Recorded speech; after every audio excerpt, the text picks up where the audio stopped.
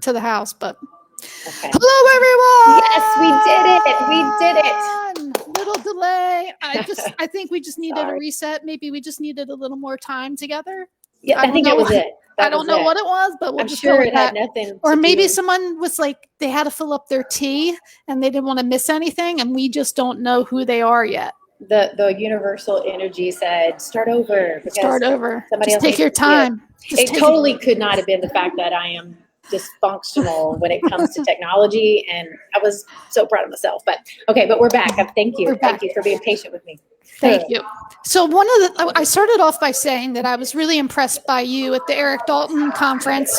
Well, first I was very impressed by the Eric Dalton conference. I mean, who isn't impressed by that event? Yes. And then just the people that I got to meet, and you being one of them. And I'm just really impressed by all the stuff that you've done.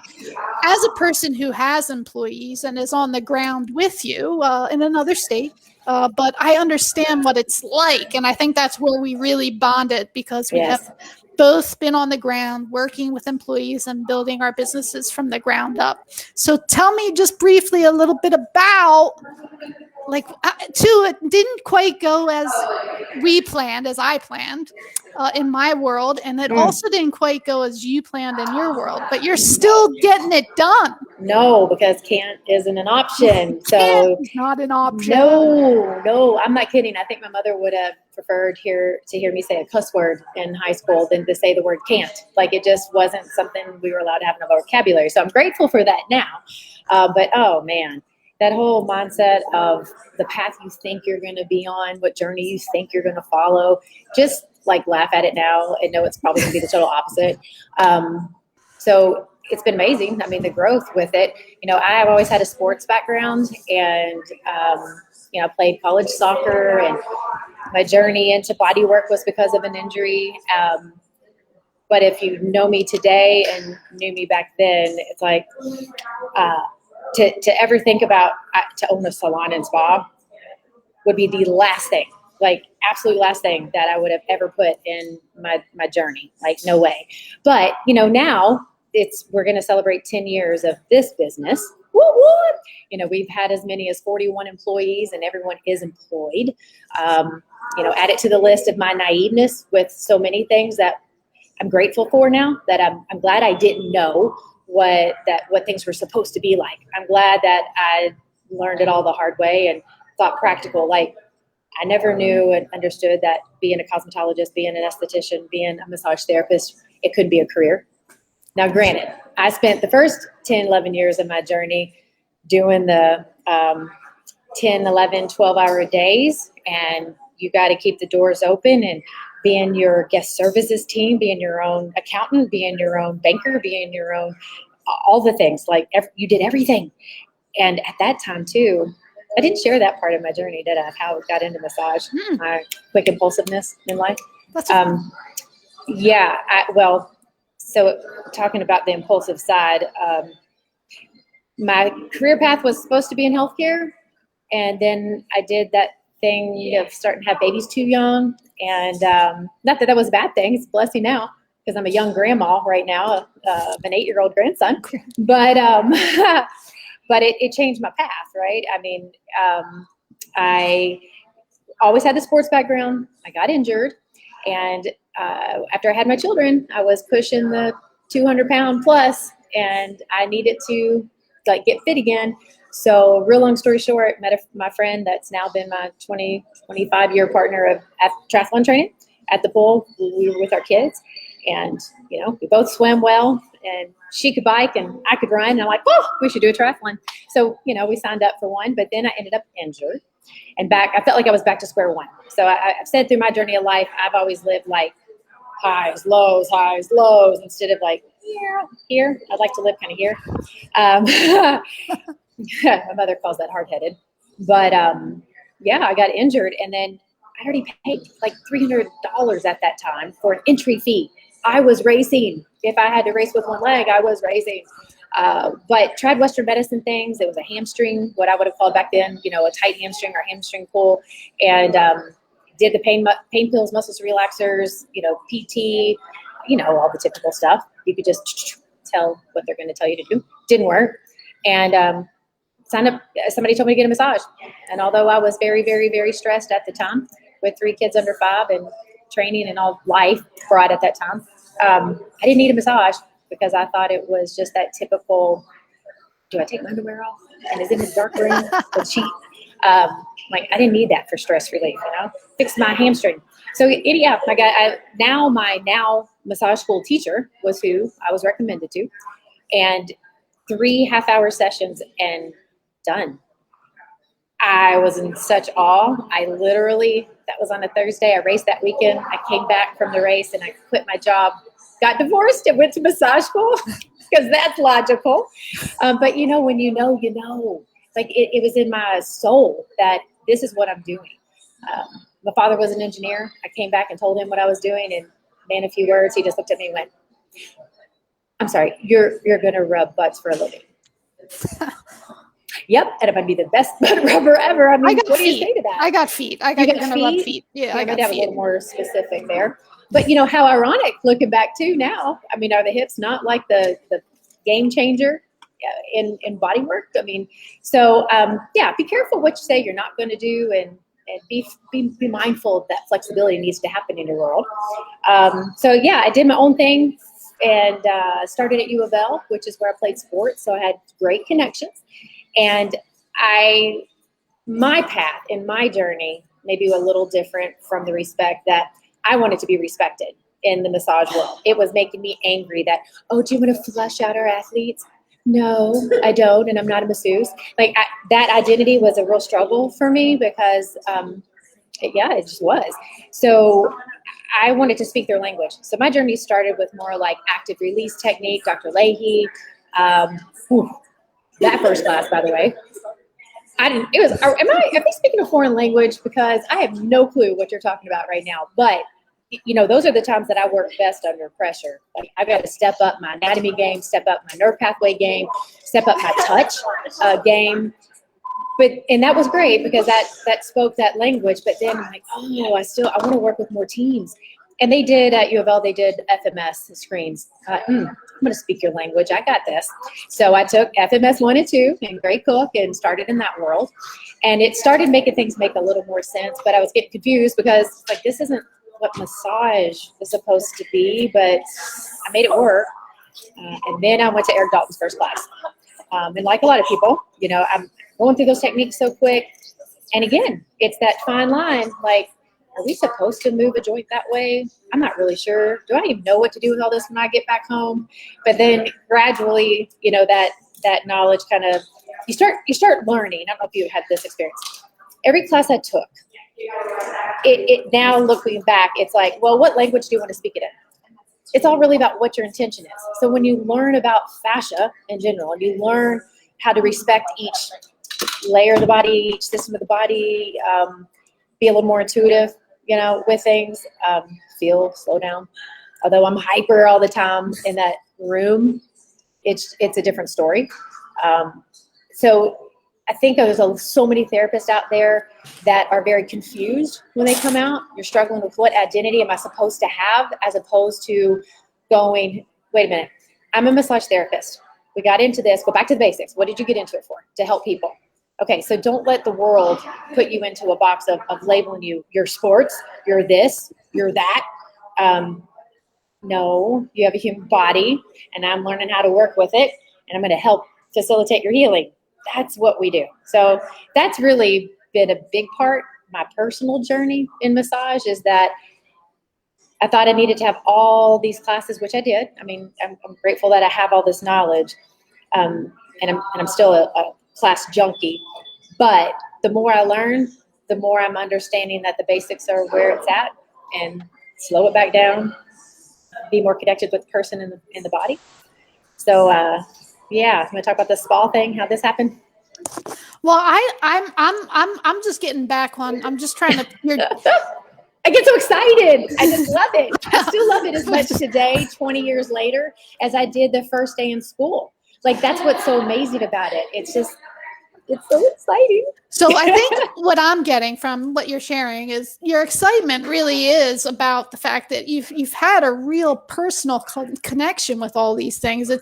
this journey that you've been on is really rooted in body work and the human Yes. body and the human being, and connecting to a lot of these things. It sounds like, you've really gotten to know yourself better. And one thing that you said that really stuck out to me that I would like to just backtrack on a little bit too is you said something that I've believed for a long time. You said weight and emotional. So one of the things that I've always thought too is, sometimes one of the first aha moments for me in my journey with my body was, wow, I'm carrying around extra weight, and this extra weight seems to be there because of emotions. So what do you have to say about that? Because that's a big deal, because you really do get to know a human body when you transform your own. And it sounds like you've had a lot of transformations from having kids to being 200 pounds, to doing triathlons, to working on people, to owning a bit. I mean, we have a lot to cover. Yes. But can we start there? Like, Sure. What is that like? Yes, because I you feel have like to change your thinking altogether.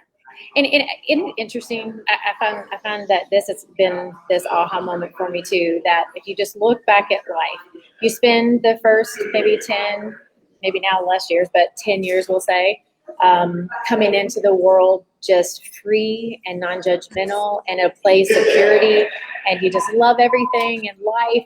And then you start becoming this thing that is molded by family and this stupid thing, and then you start being told who and what and when and where and why, and everybody's journey is so different on how you personally perceive it. And then you're in your 20s and your 30s and you're trying to do what people say. I'm from Kentucky. You're supposed to get married and have babies, but I wanted a career, but I had babies. So now I'm trying to fit in this mold to fit whatever this is supposed to look like and what this is supposed to look like. And my mother really is Southern Belle and a beautiful woman, and she does everything perfect, and she's just that perfect, what you envision of a Southern Belle. That's my mother.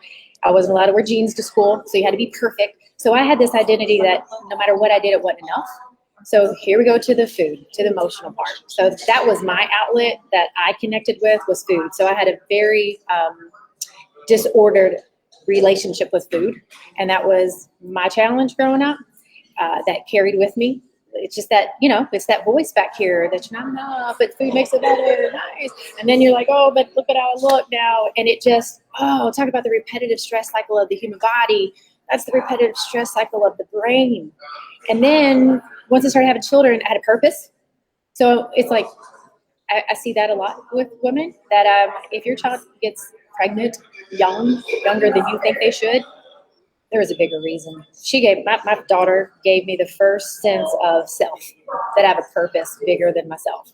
And that was a game changer. So in order to lose that and then keep that, you really do have to change your mindset. And you said something that jumped out at me. It's like when someone said to me, I started going to the cabinet and I started saying, do I want to eat it or do I need to eat it? Right.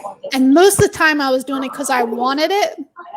Not so much that my body needed it. I just wanted to feel. It was like you put weight on. It's almost like, for me as a woman, a lot of times I was almost hiding behind it. It was very, very emotional. And I think for mine, I was so obsessed with just the control part of it that I wasn't even relating to at that stage in my life. Maybe not till later 20s that there was even a choice to be made of, do I need it or want it? Although I could tell you every diet there was out there, I should be a dietitian from the knowledge that I just, and that's what most of us do. We're trying to fix it by something other than the emotional connection to it. But now I love learning. Like, my latest aha is this understanding that our systems cannot be separated, and that emotion manifests in the soft tissue. And isn't that just beautiful? We could talk for another hour about that.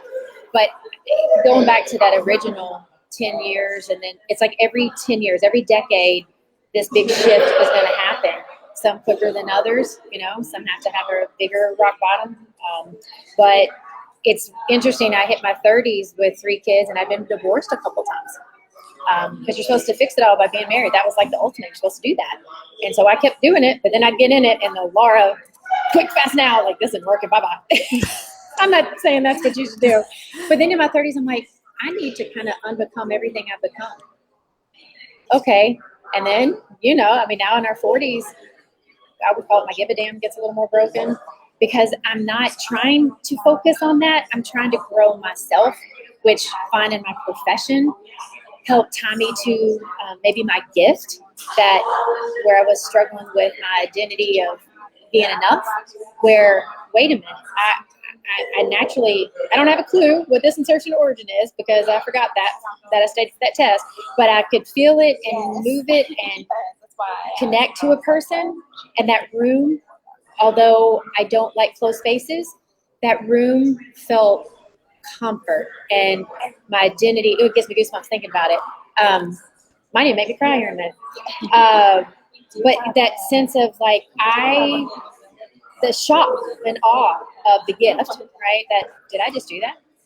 Oh my gosh. But I didn't do that. I worked with them, and then they get up and they feel better. And then they come back and their quality of life is better, which there's where it starts growing you for having a bigger purpose. So with all these experiences and injuries and triumphs and surgeries, I've had several surgeries, amazing life experiences, which you didn't expect too.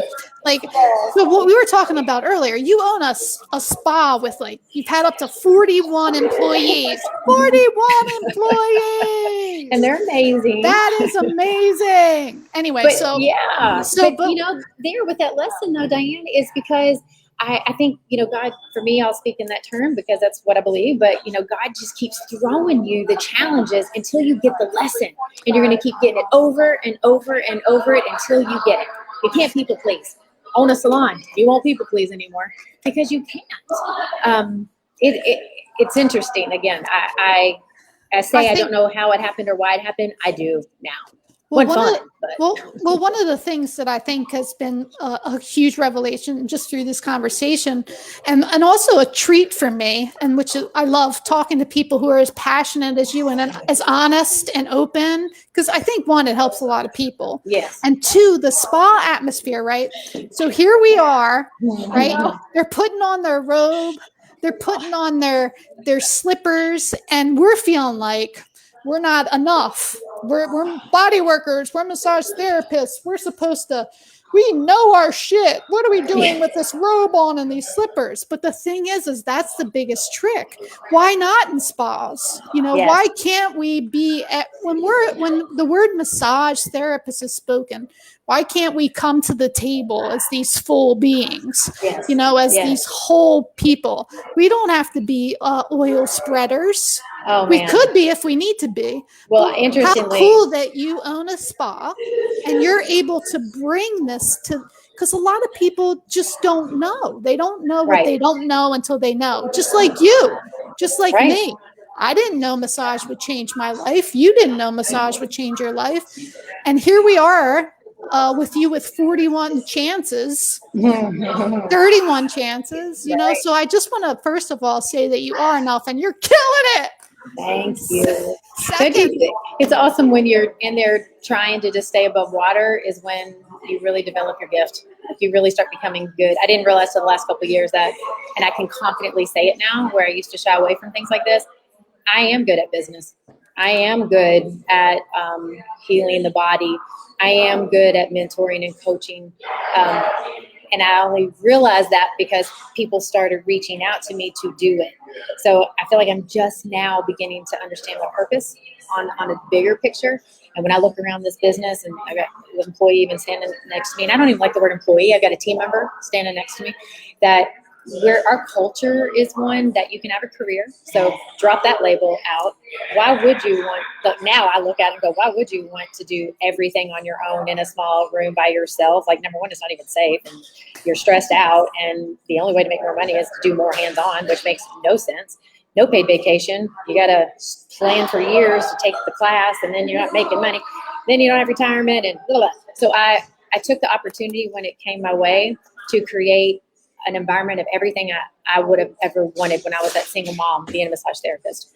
So I always just say, I don't know business, but I know how to treat people, and I know what I would expect. And I know through the challenges of being a single mom trying to be a massage therapist of 3 children, what I would want. And I don't want to say I'm a feminist, but I'm like, go woman, or just go underdog, you know? Like, So, but that's the thing.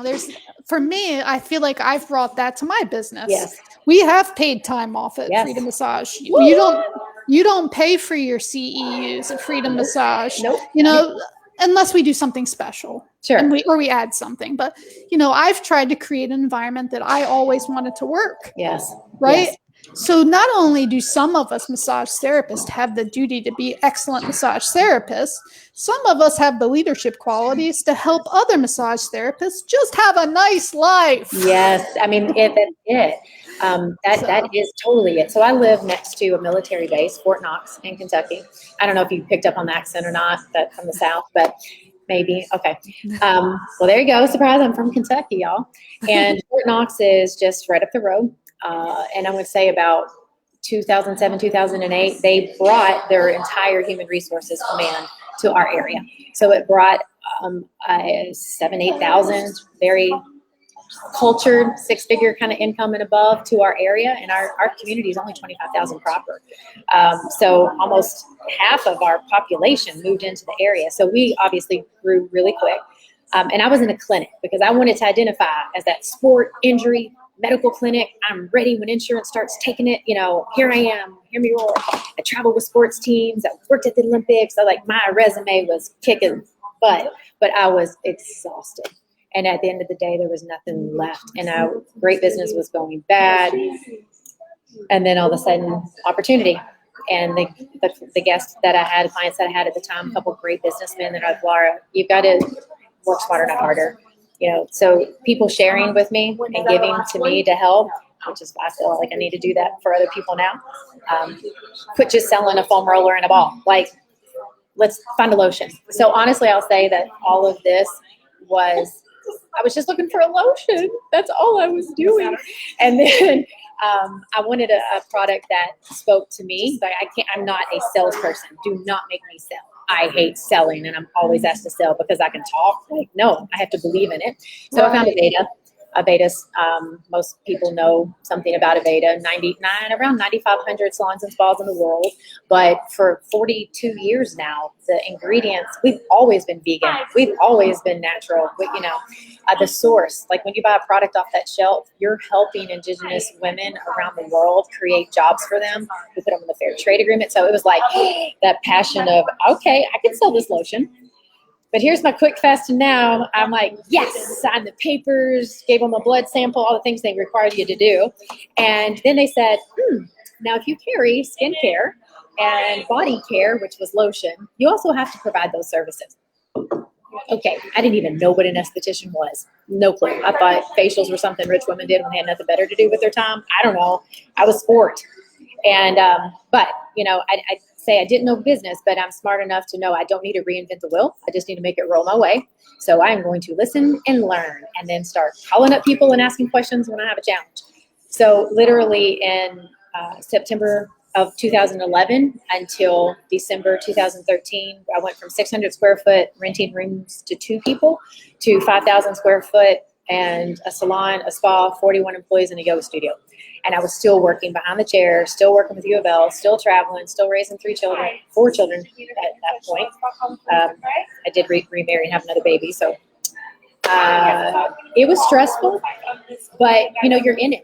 You're in it. What are you going to do when you're in it? You're going to survive. You're going to be humble, and you're going to ask for help, and you're going to receive it, and you're going to keep working until you get the lesson. Yeah. So and I think you pointed out another good thing, that it's important to surround yourself with a team. Yes. I think that I always thought that massage was more of a team effort rather than when you're on your own. It gets hard to kind of just be on your own out there as a massage therapist. It's nice to be around other practitioners and other body workers, even if they are of a different make or model. I think that we work really well together. Well, most definitely. And I loved when this was presented to me.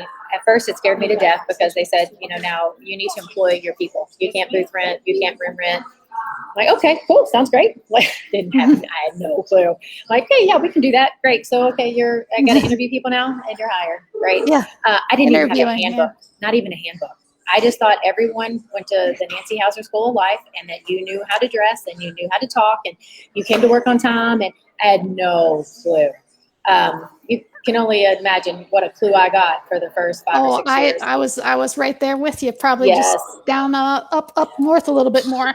So Yes. one more thing that I'm going to have you back on. We're going to talk Okay. in a couple months, and we're going to cover more stuff when it comes Okay. to business. But one thing too that I just want to make sure that we make a couple really solid points is one thing that I heard you say is that you believe, one, that you've learned how to believe in yourself, and two, like you're not really selling something that you believe in. If you believe in something, you're just sharing your experience. You're not Absolutely. really selling. So I think Yes. that people feel the difference. I Yes. think that customers feel the difference, clients feel the difference, employees feel the difference, independent contractor, whoever you're talking to, they feel the difference between sharing your experience and, like I always say, you can't bullshit the universe. So Yes. it's felt, it's known. So it sounds like through all these experiences, I just want to again commend you because it's Thank you. awesome. Thank you. So Thank freaking you. awesome. I can't wait to hear more. But you're sharing your experience. Yes. Your I know, strengths I really and your really hope. think if you can get a clue earlier in life that all the challenges that you're faced with to overcome and to learn and grow from, use them later to share them with people, because that's what life and change is about. You know, we get caught up in our mind of I'm the only one and no one understands, and you realize that everyone's insecure and no one feels comfortable in their skin and everyone doesn't feel enough, and but I do feel fortunate that I've found my gift early, and I felt that filling me up, that sharing. It isn't about I've got all these credentials behind me and I'm a really good therapist. No, it's connecting and being present and listening, because not for any other reason than I want to share my gift and help them have a better quality of life. And then it's the same principle when you own a business and you have employees or a team around you. If you're looking at them as dollar signs, your business is not going to work. If you're trying to have a business to make money, your business is not going to work. You have to have a bigger mission, which is on our wall over there.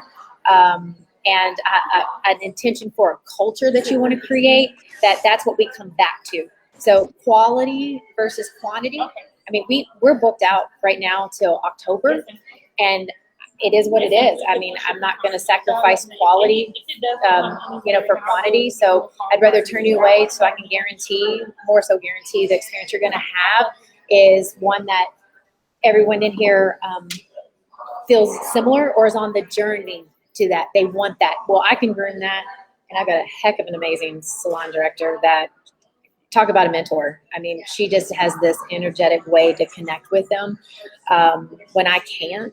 And again, now it's giving me more time, which is I'm excited about, to take on this next path of teaching. I'm so excited. So I have so much knowledge and background from teaching a business, to sports, to traveling with sports teams, to that I'm ready to share and make some amazing classes out of it. So I'm so grateful for you for just going with it too. Yay, businesswoman. If you question yourself, you're stuck right there. Just quit questioning it and go with it. The universe gave it to you. Just go with it and know you're going to fail, but you're going to grow from it. So thank you for you taking this leap of faith. I mean, look what you've already done for our community of massage. It's awesome. It's so exciting. Goosebumps again. So I feel like we're just now on the cusp of making massage therapy come back like to what it should be. Laura, community. Yeah, Laura, that's it. Thank you for coming, and you already let me know that you were going to be talking again. So I don't know when, but we'll be posting when Laura will be back, and I'm trying to get her to do some things, but we'll talk more about that too. Got it.